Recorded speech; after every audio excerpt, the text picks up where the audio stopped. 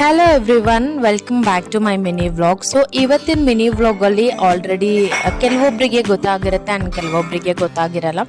So ತುಂಬ ಜನ ನಮ್ಮ ಹೊಸಮನೆ ಗೃಹ ಪ್ರವೇಶ ಆಗಿದ್ದ ಹೋಮ್ ಟೂರ್ನ ಕೇಳ್ತಾ ಇದ್ರಿ. ಸೊ ಹಾಗಾಗಿ ನಮ್ಮ ಮನೆ ಹೋಮ್ ಟೂರ್ನ ನಾನು ಪಾರ್ಟ್ 1 ಮತ್ತು ಪಾರ್ಟ್ 2 ಅಂತ ಹೇಳ್ಬಿಟ್ಟು 2 ಪಾರ್ಟಲ್ಲಿ ಈಗ ಆಲ್ರೆಡಿ ನನ್ನ ಯೂಟ್ಯೂಬ್ ಚಾನಲಲ್ಲಿ ಅಪ್ಲೋಡ್ ಮಾಡಿದ್ದೀನಿ.